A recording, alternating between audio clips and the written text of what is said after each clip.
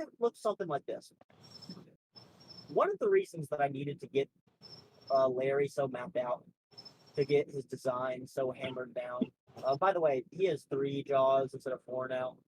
Okay. He's got a left bottom jaw, a right bottom jaw, a top jaw. That's why I see the snake images with 3. So if you go back and look at the AI snake images, I think the top right one is really the perfect thing to imagine.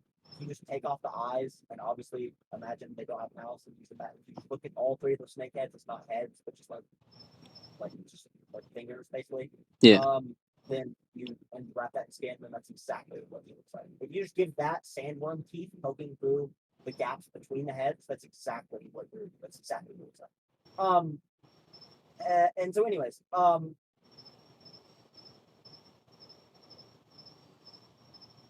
the reason I had to understand what he looked like so much was because I had to understand what it's like for him to breathe.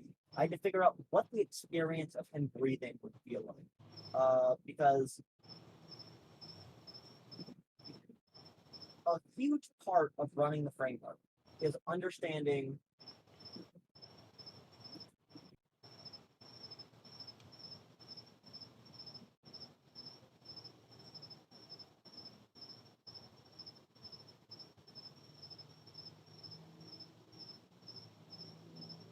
I'm gonna take like 30 seconds to try and walk you the framework.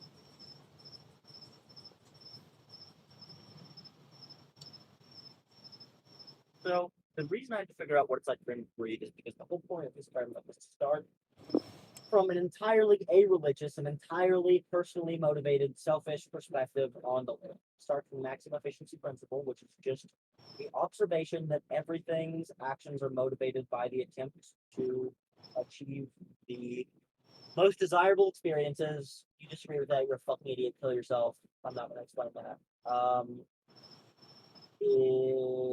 From this understanding, you'll naturally get to the maximum efficiency principle if you're not a retard. Which is the idea that if every action is motivated, even the actions which you tell yourself are not motivated by the maximum efficiency principle, then why not act in accordance with it? If you're inevitably going to, then fuck it. Might as well be good at it. You're going to be, if your father forces you into basketball, your whole life, don't play basketball. Well, get balling, son. Get dribbling. Layup. And so the understanding here is that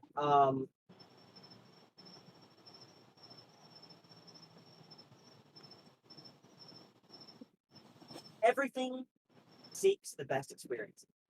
You seek the best experiences. And if you understand and integrate that realization into your life can become better. In the same way, like that's what all of psychology is basically trying to do, is trying to get you to go, look, you desire specific things, and the more that you constrain that desire, the more that desire will corrode and fester into misery.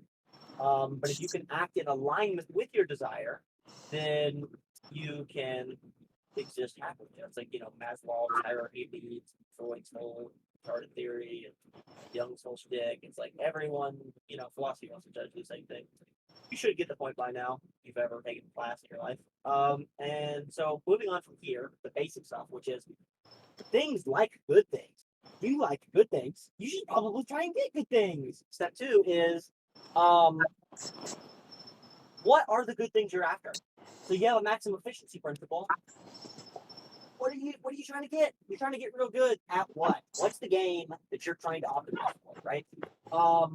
Basketball, MMA, and baseball all take different muscle groups and skill sets and different practices, right? So in the same way, you got to figure out, well, I can be maximally efficient, but to what end?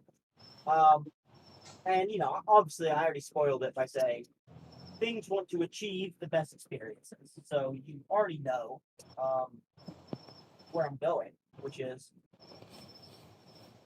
experiences. That's a little bit more complex than experiences. It's supposed to achieve the best experiences. It's a bit too broad, a bit too vague. You could say the best experiences, and we could think about like eating birthday cake. Is that a good experience? Not good. But if you sit there and eat too much birthday cake, you're gonna inevitably get to a bad experience. And there are plenty of examples of people doing. So, to say that people are only motivated by trying to get to the best experiences, it's not exactly accurate. What people do is they are motivated by the desire to achieve the best thought texture.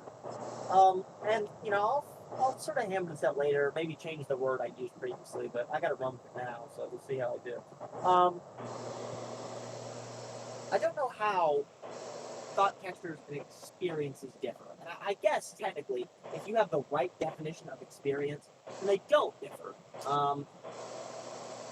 But most people probably don't. So for the people that don't, for the people who have a misunderstanding here, thought textures are a bit more. What's the word for vague context? They're a bit more specific, a bit more precise, I guess is what I'm looking for. In the meaning they convey, where an experience is blind.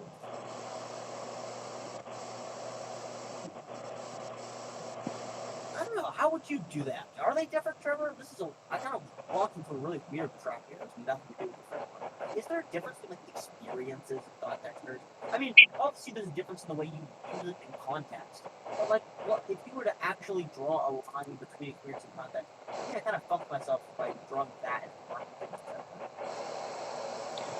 Um, yeah, I guess it depends on which way you look at it, but like in the sense of like all things are frameworks, if you could say that, then I think you could also say all things are thought textures, all experiences are thought textures. Well, no, you can. That's what I'm saying.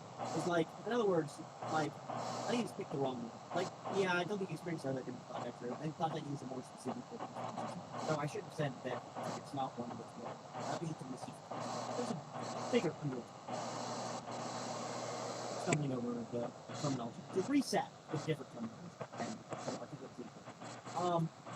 The first step is the understanding that no, stop.